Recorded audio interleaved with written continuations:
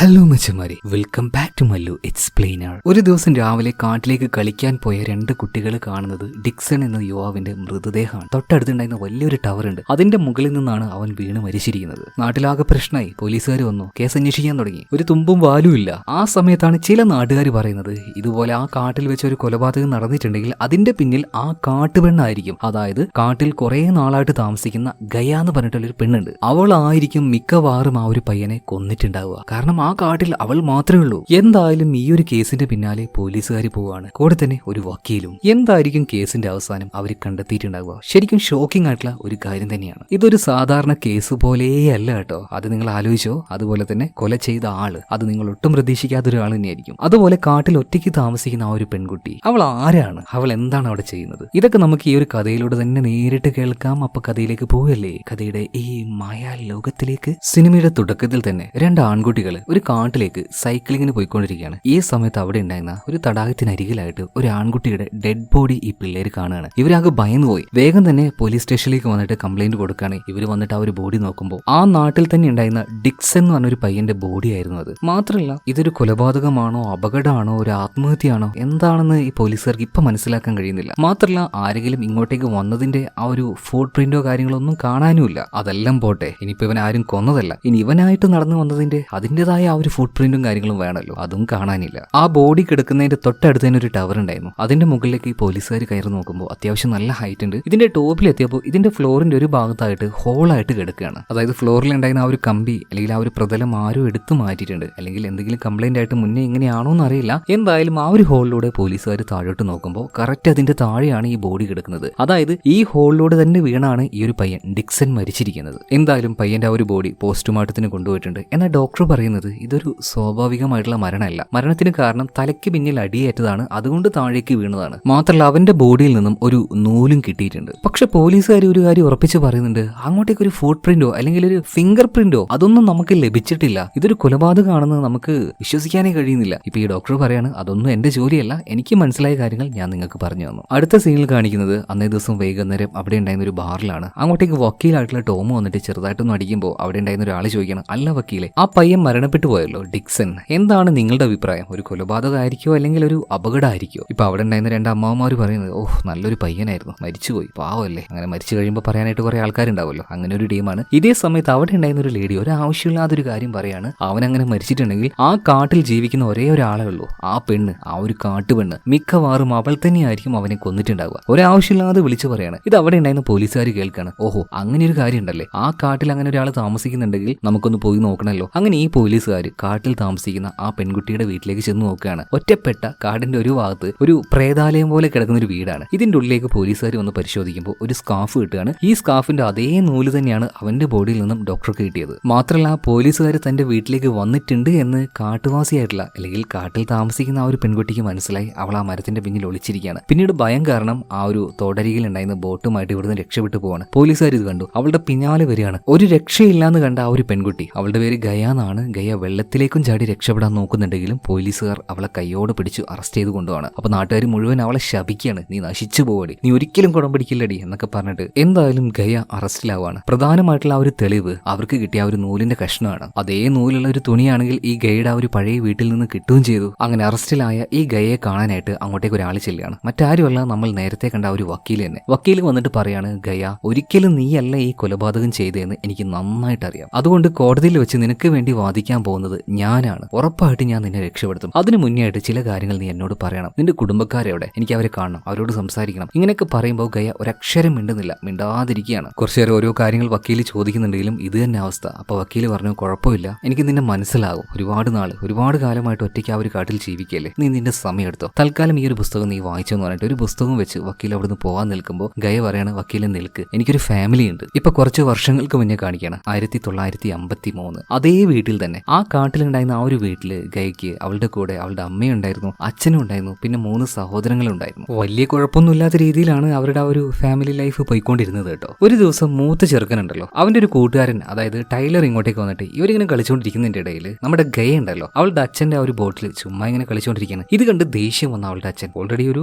ഇച്ചിരി ദേഷ്യക്കാരനാണ്, ഇയാൾ വന്നിട്ട് ഗയെ പിടിച്ച് വെള്ളത്തിലങ്ങ് തള്ളിയിടുകയാണ്. ഇത് കണ്ടപ്പോൾ ഈ മൂത്ത ചേട്ടന്റെ കൂട്ടുകാരനായിട്ടുള്ള ടൈലറിന് ഇത് ഇഷ്ടപ്പെട്ടില്ല. നിങ്ങൾ എന്തിനാണ് പെൺകുട്ടിയോട് അങ്ങനെ കാണിച്ചെന്നുണ്ട് ഇവൻ വന്ന് ചോദിക്കുമ്പോൾ നമ്മുടെ ഗയ ചോദിക്കുകയാണ് എന്റെ അച്ഛനോട് ചോദ്യം ചെയ്യാൻ നീ ആരാടാന്നൊക്കെ പറഞ്ഞിട്ട് അങ്ങനെ ഭയങ്കര ബഹളമാണ്. ഇതിന്റെ ഇടയിൽ ഗയയുടെ അമ്മ അങ്ങോട്ടേക്ക് വരുന്നുണ്ട്. ഇപ്പൊ എല്ലാ ദേഷ്യം കൂടെ ഗയയുടെ അമ്മയുടെ ദേഹത്തങ്ങ് തീർക്കാണ് ഈ ഗയയുടെ അച്ഛൻ. പിന്നെ ആ ഒരു ചെറിയ പ്രശ്നം വലുതായി രാത്രി ആയപ്പോഴേക്കും ഗയയുടെ അച്ഛനും അമ്മയും തമ്മിൽ പോരം വഴക്ക്, ഒരുപാട് തല്ലാണ് ഗയയുടെ അച്ഛനും അമ്മയെ. പിറ്റേ ദിവസം രാവിലെ ആയപ്പോൾ തന്നെ അവരാകെ ടയർഡായി പോയിട്ടുണ്ടായിരുന്നു. അവർ തീരുമാനിച്ചു ഇനി ഇവിടെ ഈ ഒരു പ്രാന്തന്റെ കൂടെ നിൽക്കില്ല എന്ന്. അങ്ങനെ ആ 4 മക്കളെയും ഉപേക്ഷിച്ചുകൊണ്ട് അവരുടെ അമ്മ ഇവിടുന്ന് പോവുകയാണ്. നമ്മുടെ ഗയ പിന്നാലെ ചെന്ന് അമ്മയോട് നിൽക്കാൻ പറഞ്ഞെങ്കിലും അമ്മ നിന്നില്ല. പിന്നീടുള്ള ഓരോ ദിവസവും ഇവരുടെ അച്ഛൻ ഭ്രാന്ത് പിടിക്കുമ്പോൾ ദേഷ്യം വരുമ്പോൾ മക്കളോടുള്ള ദേഷ്യം മുഴുവൻ തീർക്കും. അടി കൊണ്ട് ഒരു പരുവായപ്പോൾ മൂത്ത ചെറുക്കനുണ്ടല്ലോ ഇനി എനിക്ക് ഇവിടെ നിൽക്കാൻ പറ്റില്ല എന്നിട്ട് അവൻ ആദ്യം ഇറങ്ങി പോവാണ്. കുറച്ച് ദിവസം കഴിഞ്ഞപ്പോൾ രണ്ടാമത്തേത് ഒരു പെണ്ണായിരുന്നു. അവളും പറയാണ് എനിക്ക് നിൽക്കാൻ പറ്റില്ല എന്നിട്ട് അവളും പോവാണ്. കുറച്ച് ദിവസം കൂടെ കഴിഞ്ഞപ്പോൾ മൂന്നാമത്തെ ചെറുക്കൻ അവനും പോവുകയാണ്. പോകുന്നതിന്റെ മുന്നേ ആയിട്ട് നമ്മുടെ ഗയയുടെ അടുത്ത് വന്നിട്ട് പറയാണ് ഗയ അധികം വൈകാതെ നീ ഇവിടുന്ന് പോയിക്കോ, ആ പ്രാന്തന്റെ കൂടെ ഇവിടെ നിൽക്കണ്ട കേട്ടോ. അങ്ങനെ ആ ചെറുക്കനും ഇവിടുന്ന് പോവാണ്. സത്യം പറയുകയാണെങ്കിൽ ഇപ്പൊ ആ ഒരു വീട്ടില് അവളുടെ പ്രാന്തനായിട്ടുള്ള ആ ഒരു അച്ഛനും അതുപോലെ തന്നെ ഗയയും ഒറ്റയ്ക്കാണ്. ഒരു ദിവസം അവിടെ ഉണ്ടായിരുന്ന ആ ഒരു നദിയിലൂടെ അവളങ്ങനെ ആ ഒരു തോണിയും തുഴഞ്ഞുകൊണ്ട് പോകുന്ന സമയത്ത് കുറെ മുന്നോട്ടേക്ക് പോയി. കുറെ വഴികൾ അങ്ങോട്ടും ഇങ്ങോട്ടും ഉണ്ട്. അവൾക്ക് വഴി തെറ്റിപ്പോയി കേട്ടോ. ഈ സമയത്ത് ആ നദിയുടെ ഒരു ഭാഗത്തായിട്ട് അവളുടെ ചേട്ടന്റെ കൂട്ടുകാരനായിട്ടുള്ള ടൈലർ ഉണ്ടായിരുന്നു. ടൈലർ പറയാണ് എന്താ വഴി തെറ്റിപ്പോയോ, ഞാൻ ആക്കി തരാന്ന് പറഞ്ഞിട്ട് ടൈലർ ഇപ്പോൾ ഗയെ വീട്ടിലേക്ക് ആക്കി കൊടുക്കുകയാണ്. സത്യം പറയുകയാണെങ്കിൽ അവൻ കൂടെയുള്ളപ്പോൾ ഗയ്ക്ക് ഒരു ധൈര്യവും അതുപോലെ തന്നെ ഒരു ആശ്വാസമൊക്കെ തോന്നിയിട്ടുണ്ടായിരുന്നു. പിന്നെ കുറച്ച് സമയം കഴിഞ്ഞപ്പോൾ നമ്മുടെ ഗയ്ക്ക് നന്നായിട്ട് വിശക്കാൻ തുടങ്ങി കേട്ടോ. വീട്ടിൽ പ്രത്യേകിച്ച് കഴിക്കാനൊന്നുമില്ല. ഇപ്പൊ അച്ഛന് വേണ്ടിയിട്ട് ഒരു ചായ ഉണ്ടാക്കി കൊടുത്തിട്ട് അവൾ അച്ഛനോട് ധൈര്യമായിട്ട് പറയണ അച്ഛൻ എനിക്ക് വിശന്നിട്ട് വയ്യ, എന്തെങ്കിലും മേടിച്ചു തരുമെന്ന്. എന്തോ ചില്ലറ കാശ് കൊടുത്തു. അങ്ങനെ ആ ഒരു കാശുമായിട്ട് ഗയ നേരെ ഈ ഒരു കാട്ടിന്റെ പുറത്തൊരു ചെറിയ കട ഉണ്ടായിരുന്നു. ആ കട നടത്തുന്നത് ആന്റി ആയിട്ടുള്ള മെയ്ബലും അതുപോലെ തന്നെ അങ്കിൾ ജോസഫും ആണ്. അവളുടെ ആന്റി ഒന്നുമല്ല, അവൾ അങ്ങനെ വിളിക്കുക. ഓക്കെ, എന്തായാലും ഇപ്പൊ ഈ ഒരു മെയ്ബില് ചോദിക്കണം എന്താ മോളെ ഗയ അമ്മ ഇങ്ങോട്ടേക്ക് കാണാനൊന്നുമില്ലല്ലോ, അമ്മ എവിടെ പോയി? ഇപ്പൊ ഗയ നുണ പറയണം. അത് പിന്നെ ആന്റി അമ്മയ്ക്ക് കുറച്ച് തിരക്കാണ് അതുകൊണ്ടാണ്. മാത്രമല്ല ആ കടയിൽ വെച്ച കുറച്ച് ചോക്ലേറ്റിലേക്ക് അവൾ അങ്ങനെ നോക്കി നിൽക്കാൻ കേട്ടോ. ഇതെന്തായാലും ആ ഒരു മെയ്ബില് കാണുന്നുണ്ടായിരുന്നു. മാത്രമല്ല ഗയോട് ചോദിക്കുന്നുണ്ട് എന്താണ് മോളുടെ വസ്ത്രമൊക്കെ ഇങ്ങനെ വൃത്തികേടായി കിടക്കുന്നത്, മോള് സ്കൂളിലൊന്നും പോവാറില്ലേ, എന്താ മോള് ചെരുപ്പിടാത്തത് എന്നൊക്കെ ചോദിക്കുമ്പോൾ നമ്മുടെ ഗയ തലയും താഴ്ത്തി അങ്ങനെ നിൽക്കുകയാണ്. ഇപ്പൊ കാര്യങ്ങൾ മനസ്സിലായ ഗയോട് ഈ ഒരു ആന്റി മെയ്ബില് പറയണം മോളെ ഒരു കാര്യം ചെയ്യും, നിന്നെക്കാളും കഷ്ടപ്പെടുന്ന ഒരുപാട് കുട്ടികൾ സ്കൂളിലേക്ക് പോകുന്നുണ്ട്, അവിടെ വെച്ച് ഭക്ഷണം ഫ്രീ ആയിട്ട് ലഭിക്കും, അവർ ചെരുപ്പും വസ്ത്രവും കാര്യങ്ങളൊക്കെ തരും, മോള് പറ്റിയെങ്കിൽ നാളെ മുതൽ സ്കൂളിലേക്ക് ഒന്ന് പോകാൻ ശ്രമിക്കുക കേട്ടോ. പിന്നെ അവള് മേടിക്കാൻ പറഞ്ഞ സാധനം കുറച്ച് കാര്യങ്ങളൊക്കെ ആയിട്ട് പേക്ക് ചെയ്ത് കൊടുക്കുന്നുണ്ട്. അവളിപ്പോൾ ആ ഒരു ബാഗ് തുറന്നു നോക്കിയപ്പോൾ അതിന്റെ ഉള്ളിൽ അവള് മേടിക്കാത്ത ആ ഒരു ചോക്ലേറ്റ് ഉണ്ടായിരുന്നു. അതായത് അവൾ ആ ഒരു ചോക്ലേറ്റിലേക്ക് നോക്കി നിൽക്കുന്നത് മെയ്ബില് കണ്ടിട്ടുണ്ടായിരുന്നു കേട്ടോ. ചില മനുഷ്യർ അങ്ങനെയാണ്, അവരുടെ ഉള്ളിൽ ആ ഒരു മനുഷ്യത്വം ഉണ്ടാവും. ചെറിയ ചെറിയ കാര്യങ്ങളാണ്, അത് ചെയ്ത് കഴിഞ്ഞിട്ടുണ്ടെങ്കിൽ അത് കിട്ടുന്നവർക്ക് അത് വലിയ സന്തോഷമായിരിക്കും. എന്തായാലും ഗയ ഹാപ്പിയാണ്, അവൾക്ക് ആ ഒരു ചോക്ലേറ്റ് കിട്ടിയല്ലോ. എന്തായാലും അവൾ വീട്ടിലേക്ക് ചെന്നു. മാത്രമല്ല ഈ ആന്റി പറഞ്ഞതുപോലെ പിറ്റേ ദിവസം സ്കൂളിലേക്ക് പോകാനായിട്ട് കാടിന്റെ പുറത്തേക്ക് ഇറങ്ങാണ്. സത്യം പറയുകയാണെങ്കിൽ ഇത്രയും ആൾക്കാരെ അതുപോലെ തന്നെ പുതിയ പുതിയ ബിൽഡിംഗ് ഇതൊന്നും അവൾക്ക് പരിചയമില്ലാത്തതാണ്. ഇതിന്റെ ഇടയിലൂടെ നടക്കുമ്പോൾ അവൾക്കൊരു ഭയമൊക്കെ ഉണ്ട് കേട്ടോ. സോ വഴി അറിയാതെ അവൾ അങ്ങോട്ടും ഇങ്ങോട്ടും നടക്കുമ്പോൾ നമ്മൾ നേരത്തെ കണ്ട ഒരു ലോയർ ടോം ഉണ്ടല്ലോ, ടോം സ്ട്രേഞ്ച് ആയിട്ടുള്ള ഈ ഒരു പെൺകുട്ടിയെ കണ്ടപ്പോൾ മോൾ എന്തെങ്ങനെ നടക്കുന്നത്, എങ്ങോട്ടാ പോകേണ്ടതെന്നൊക്കെ ചോദിച്ചപ്പോൾ അവളിങ്ങനെ പരിയും കളിക്കുന്നുണ്ട്. സ്കൂളിലേക്കാണോ ചോദിച്ചപ്പോൾ അതേന്ന് തലയാട്ടുകയാണ്. അപ്പോൾ വഴി കാണിച്ചു കൊടുക്കുന്നുണ്ട് ആര്, ഈ ടോം വക്കീൽ തന്നെ. അങ്ങനെ സ്കൂളിലേക്ക് പോയ സമയത്ത് അവളെയും കൂട്ടിക്കൊണ്ട് ടീച്ചേഴ്സ് ക്ലാസ് റൂമിലേക്ക് ചെല്ലുന്നുണ്ട്. എന്നാൽ അവിടെ ഉണ്ടായിരുന്ന ആ ഒരു കുട്ടികൾ ഇവളുടെ ഒരു കോലും കാര്യങ്ങളൊക്കെ കണ്ടപ്പോൾ അവളെ കളിയാക്കുകയാണ്. ആ ഒരു വിഷമം നമ്മുടെ ഗയ്ക്ക് താങ്ങാൻ കഴിഞ്ഞില്ല കേട്ടോ. അതുകൊണ്ട് തന്നെ അവൾ അവിടുന്ന് ഓടുകയാണ്. വീട്ടിലേക്ക് എത്തി അവൾ ഒരുപാട് വിഷമിച്ചു. കാരണം ഇതൊന്നും അവൾക്ക് പരിചയമില്ലാത്ത കാര്യങ്ങളാണ്. പിന്നീട് ഒരു 2 ദിവസം കഴിഞ്ഞപ്പോൾ ഗയുടെ അച്ഛൻ അവളെയും കൂട്ടി ഫിഷിങ്ങിനായിട്ട് ആ ഒരു നദിയിലേക്ക് പോവാണ്. പോകുന്ന സമയത്ത് അവളുടെ അച്ഛൻ അവളോടൊരു കാര്യം പറയുന്നുണ്ട്, മോളെ ആരെയും വിശ്വസിക്കാൻ പാടില്ല, പ്രത്യേകിച്ച് ഈ കാടിന് പുറത്തുള്ള ആൾക്കാര് എല്ലാം നുണയന്മാരാണ്, ഒന്നിനെയും വിശ്വസിക്കാൻ പറ്റില്ല. അവൾക്ക് എന്തോ ഭയങ്കര സന്തോഷമായി കേട്ടോ. അവളുടെ അച്ഛൻ ആദ്യമായിട്ടാണ് ഇങ്ങനെയൊക്കെ സംസാരിക്കുന്നത്. മാത്രമല്ല പിന്നീട് അവൾക്ക് പുറത്തേക്ക് പോകാനായിട്ട് ഒരു ബാഗ് വരെ അവളുടെ അച്ഛൻ മേടിച്ചു കൊടുക്കുന്നുണ്ട്. വലിയ കുഴപ്പമൊന്നുമില്ലാതെ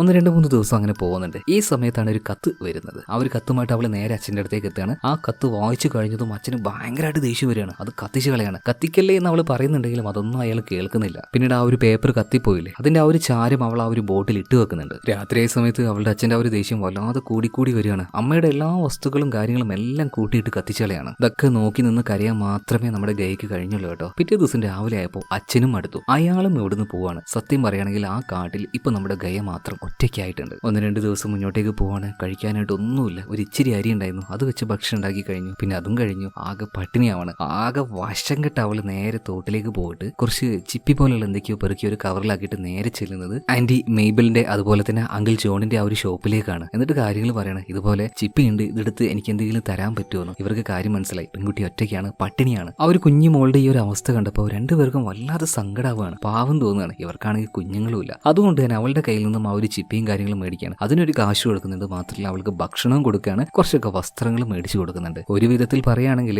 അവൾ ഇന്ന് അറസ്റ്റിലായില്ലേ, ജയിലിലായില്ലേ, അന്ന് വരെ അവൾക്കിടാനുള്ള വസ്ത്രവും കാര്യങ്ങളും എത്തിച്ചു കൊടുത്തത് ആന്റി ആയിട്ടുള്ള മെയ്ബലും അങ്കിൾ ജോണും കൂടിയിട്ടാണ്. എന്തായാലും അവളെ അറസ്റ്റ് ചെയ്തല്ലോ, കോടതിയിൽ അവളെ ഹാജർ ചെയ്തിട്ടുണ്ട്. മാത്രമല്ല ജഡ്ജിയും അതുപോലെ തന്നെ വക്കീലന്മാരും ഓരോ കാര്യങ്ങൾ ചോദിക്കുമ്പോൾ നമ്മുടെ ഗയ പ്രത്യേകിച്ചൊന്നും പറയുന്നില്ല. അവൾക്ക് പേടിയാണ് പേടിയാണ് ഇങ്ങനെയുള്ള ആൾക്കൂട്ടത്തെ. മാത്രമല്ല അങ്ങോട്ടേക്ക് ഈ കാഴ്ച കാണാൻ വേണ്ടി വന്ന ആൾക്കാർ ഉറക്കനെ വിളിച്ചു പറയാണ് അവൾ തന്നെയാ ചെയ്തത്, അവളെ തന്നെ അറസ്റ്റ് ചെയ്യണം എന്നൊക്കെ പറഞ്ഞിട്ട്. എന്തായാലും ഈ ഒരു ഫസ്റ്റ് ഹയറിംഗിൽ അവളൊന്നും പറഞ്ഞില്ല കേട്ടോ. പിന്നീട് അവളെ കാണാനായിട്ട് ടോം വക്കീൽ ചെല്ലുകയാണ്. എന്നിട്ട് വക്കീൽ പറയാണ് നീയും അവളുമായിട്ട് എന്തൊക്കെയോ വഴക്കുണ്ടാവുന്നത് ആരൊക്കെയോ കണ്ടിട്ടുണ്ട്, നീ അതങ്ങ് സമ്മതിച്ചാളാ, ഒരു എന്താ പറയാ കയ്യബദ്ധം പറ്റിയതാണെന്ന് പറഞ്ഞാൽ മതി. എന്തായാലും കയ്യബദ്ധം ആയതുകൊണ്ട് തന്നെ ഒരു 8 വർഷം നിനക്ക് കിട്ടുള്ളൂ, ഞാനത് വാദിച്ച് ഒരു 6 വർഷത്തിലേക്ക് എത്തിക്കാം എന്ന ഗയ പറയാണ് ഞാൻ ഒരു കൊലപാതകം ചെയ്തിട്ടില്ല, പിന്നെ എന്തിനാണ് ഞാൻ എന്റെ കുറ്റം സമ്മതിക്കേണ്ട ആവശ്യം. അതായത് ഗയ അത് ചെയ്തിട്ടില്ല എന്ന് തന്നെ പറയാണ്. മാത്രമല്ല അടുത്ത ഹയറിംഗ് വന്നിട്ടുണ്ട്. ഇപ്പൊ മരിച്ചുപോയ ആ ഒരു പയ്യനുണ്ടല്ലോ ഡിക്സൺ, അവന്റെ കുടുംബക്കാർ വെച്ച ആ ഒരു വക്കീൽ നന്നായിട്ട് തന്നെ വാദിക്കുന്നുണ്ട്. ഇയാൾ പറയുന്ന ആ ഒരു മെയിൻ പോയിന്റ് എന്ന് വെച്ചാൽ ഈ മരണപ്പെട്ട പയ്യൻ ആ സമയത്ത് മരണപ്പെടുമ്പോൾ ആ ഒരു കാട്ടിലുണ്ടായിരുന്നത് ഈ ഒരു പെണ്ണ് മാത്രമാണ്. അതുപോലെ അവന്റെ ആ ഒരു ബോഡിയിൽ നിന്നും ഇതുപോലൊരു നൂല് കണ്ടുപിടിച്ചിട്ടുണ്ട്, അത് അവളുടെ തന്നെ വസ്ത്രത്തിലുള്ള നൂലാണ്. അങ്ങനെ ഇയാൾ തറപ്പിച്ച് 100% ഈ ഒരു കൊലപാതകം ചെയ്തത് ഗയ ആണ് തന്നെ ഉറപ്പിച്ച് പറയാണ് കേട്ടോ. ഇനി അടുത്തത് നമ്മുടെ ടോം വക്കീലിന്റെ ഊഴാണ്. അപ്പോ ഈ വക്കീൽ വന്ന് ചോദിക്കുകയാണ് കാട്ടിൽ ഈ ഒരു പെൺകുട്ടി ഉണ്ടായിട്ടുണ്ടെന്ന് കരുതിയിട്ട് ഇവള് തന്നെയായിരിക്കും അത് ചെയ്തതെന്ന് നിങ്ങൾ എന്തിന്റെ പേരിലാണ് ഉറപ്പിക്കുന്നത്? ഇതൊരു അപകടമാവാനുള്ള സാധ്യതയും നന്നായിട്ടുണ്ടല്ലോ, നിങ്ങൾ എന്താ അതിനെക്കുറിച്ച് പറയാത്തത്? ഓൾറെഡി ആ ടവറിന്റെ മുകളിലെ ആ ഒരു കമ്പി ഇളകി കിടക്കുകയാണ്, അതിന്റെ ഉള്ളിലൂടെ അവൻ താഴേക്ക് വീഴാനുള്ളൊരു സാധ്യതയില്ലേ? പക്ഷെ അതിനെ മറച്ചു വെച്ചുകൊണ്ട് എന്തുകൊണ്ടാണ് നിങ്ങൾ ഈ ഒരു പെൺകുട്ടിയെ പ്രതിയാക്കാൻ നോക്കുന്നത്? എന്താണ് അതിന്റെ പിന്നിൽ നിങ്ങളുടെ ആ ഒരു താല്പര്യം? തനിക്ക് വേണ്ടി ഈ രീതിയിൽ വക്കീൽ ഇങ്ങനെ വാദിക്കുന്നത് കണ്ടപ്പോൾ ഗയക്ക് തന്നെ അത്ഭുതം തോന്നുകയാണ്. മാത്രമല്ല ഇവിടെ വെച്ച് മറ്റൊരു ഫ്ലാഷ് ബാക്ക് കൂടെ കാണിക്കുകയാണ്. നമ്മുടെ ഗയ ആ ഒരു വീട്ടിൽ തന്നെ ഒറ്റയ്ക്കാണ് കേട്ടോ. അവള് ഇപ്പൊ ചെറിയ കുട്ടിയല്ല, വളർന്നു വലുതായിട്ടുണ്ട്. അതായത് കഥ നടക്കുന്ന ഈ കാലഘട്ടം എന്ന് പറഞ്ഞാൽ അത് നമ്മുടെ ഇപ്പത്തെ ആ ഒരു കാലഘട്ടം ഒന്നും അല്ല കേട്ടോ, ഏകദേശം ഒരു 10-70 വർഷങ്ങൾക്ക് മുന്നെയാണ്, 1050 കാലഘട്ടത്തിലാണ്. അത് നിങ്ങൾ മൈൻഡിൽ വെക്കണം കേട്ടോ. അപ്പൊ അതൊക്കെ അവിടെ നിൽക്കട്ടെ, നമ്മൾ ഫ്ലാഷ് ബാക്കിൽ തന്നെ വീണ്ടും പോവാണ്. അതായത് ഗയ ഇപ്പൊ വളർന്നു വലുതായിട്ട് ഒരു ടീനേജ് ആയിട്ടുള്ള പെൺകുട്ടിയായിട്ടുണ്ട്. സോ അവൾ അങ്ങനെ കാട്ടിലൂടെ നടക്കുന്ന സമയത്ത് യാദൃശ്ചികമായിട്ടൊരു കവർ കാണുകയാണ്. ആ കവറിന്റെ ഉള്ളിൽ എന്തോന്ന് വെച്ചിട്ടുണ്ട്, അതുപോലെ തന്നെ അവിടെ ആരോ ഉള്ളതായിട്ട് അവൾക്ക് തോന്നുകയാണ്. അവൾക്ക് ഭയമായി, അവൾ പെട്ടെന്ന് തന്നെ അവിടെ നിന്ന് പോവാണ്. പിറ്റേ ദിവസം അതേ സ്ഥലത്തേക്ക് വന്ന് നോക്കി, അവിടെ ഒരു കവർ ഉണ്ടായിരുന്നു, അതിന് കുറച്ച് വിത്തുകൾ, അതുപോലെ തന്നെ ഏതൊരു പക്ഷിയുടെ തൂവൽ ഇതൊക്കെ ഉണ്ടായിരുന്നു. അങ്ങോട്ടേക്ക് ഇപ്പോൾ ഒരു പയ്യൻ വരുന്നുണ്ട്, അവളുമായിട്ട് സംസാരിക്കുകയാണ്. അവൾക്ക് ആദ്യമൊക്കെ മിണ്ടാനൊരു ഭയം ഉണ്ടായിരുന്നു. പിന്നീട് അവൾക്ക് മനസ്സിലായി ആ വന്ന പയ്യൻ മറ്റാരുമല്ല, അവളുടെ ചേട്ടന്റെ കൂട്ടുകാരനായിട്ടുള്ള അന്ന് ആ ഒരു നദിയിൽ പെട്ടുപോയപ്പോൾ അവളെ ഹെൽപ്പ് ചെയ്ത ടൈലർ ഉണ്ടല്ലോ അവനാണെന്ന്. രണ്ടുപേരും അങ്ങോട്ടും ഇങ്ങോട്ടും സംസാരിക്കുകയാണ്. മാത്രമല്ല ഇവർ സംസാരിക്കുന്ന ഇടയിൽ ഈ ടൈലർ വെച്ചു കൊടുത്ത ആ ഒരു തൂവല് അതെന്താണ്, അത് ഏത് പക്ഷിയുടേതാണ്, അങ്ങനെയുള്ള ഓരോ കാര്യങ്ങൾ അവരിങ്ങനെ പറയുമ്പോൾ ഇതൊക്കെ എങ്ങനെയാണ് നിനക്ക് അറിയുന്നത് ചോദിച്ചപ്പോൾ ഇവന്റെ അമ്മയ്ക്ക് ഇതിനെക്കുറിച്ച് നന്നായിട്ട് അറിയാം. അങ്ങനെയാണ് ഇവൻ അതിനെക്കുറിച്ചുള്ള ഒരു നോളേജ്. മാത്രമല്ല ടൈലർ അവൾക്ക് വേണ്ടി ആ ഒരു ബാഗിൽ ഒരു കത്ത് വെച്ചിട്ടുണ്ടായിരുന്നു. ഇതിലെന്താ എഴുതിയെന്ന് ഗയ ചോദിച്ചപ്പോൾ ടൈലർ ചോദിക്കണം അപ്പൊ നിനക്ക് വായിക്കാനും എഴുതാനൊന്നും അറിയില്ലേ? ഇപ്പൊ ഗയ പറയണ ഇല്ല ഞാൻ ഒന്നും പഠിച്ചിട്ടില്ല. ഇപ്പൊ ടൈലർ പറയാണ് ഞാൻ നിന്നെ പഠിപ്പിക്കട്ടെ, നിനക്ക് താല്പര്യമുണ്ടോ? ഗയ ഓക്കെ എന്ന് പറയാണ്. പിന്നെ ഇടയ്ക്കിടയ്ക്ക് ടൈലർ ഇങ്ങോട്ടേക്ക് വരും, അവൾ എഴുത്തും വായനയും പഠിപ്പിക്കുകയാണ്. മാത്രമല്ല ചിത്രം വരയ്ക്കാനും അവൾക്ക് പറഞ്ഞു കൊടുക്കുന്നുണ്ട്. ഓൾറെഡി ചിത്രം വരയ്ക്കാനുള്ള ആ ഒരു കലാവാസന അവളുടെ ഉള്ളിൽ ഉണ്ടായിരുന്നു. കാരണം അവളുടെ അമ്മ ഗയയുടെ അമ്മ നന്നായിട്ട് വരയ്ക്കുമായിരുന്നു. അതുകൊണ്ട് തന്നെ നന്നായിട്ട് തന്നെ ചിത്രം വരയ്ക്കാനായിട്ട് അവൾ പഠിക്കുകയാണ്. മാത്രമല്ല ടൈലർ ഇടയ്ക്കിടയ്ക്ക് വന്നിട്ട് അവൾക്ക് ഓരോ കാര്യങ്ങൾ പറഞ്ഞു കൊടുക്കുന്നതിലൂടെ എഴുതാനും വായിക്കാനും വലിയ മോശമില്ലാതെ അവളിപ്പോൾ പഠിച്ചിട്ടുണ്ട്. പക്ഷേ ഈ ഒരു ടൈലറിന്റെ അച്ഛൻ ഇടയ്ക്കിടയ്ക്ക് ഈ ഗയയുടെ അടുത്ത് പോകുന്ന കണ്ടിട്ട് ടൈലറിനോട് ചോദിക്കുകയാണ് എന്താടാ ആ കാട്ടിലെ പെണ്ണുമായിട്ട് നിനക്കൊരു റിലേഷൻഷിപ്പ്? അതൊന്നും വേണ്ട കേട്ടോ, നിന്റെ ആഗ്രഹം പുറത്തു പോയി പഠിക്കില്ലല്ലേ, വെറുതെ ആവശ്യമില്ലാത്ത കുഴപ്പത്തിലൊന്നും ചെന്ന് ചാടാൻ നിൽക്കണ്ട. ഇപ്പൊ ടൈലർ പറയാണ് അച്ഛ അങ്ങനെയൊന്നുമില്ല, ജസ്റ്റ് ഫ്രണ്ട് അത്രേ ഉള്ളൂ.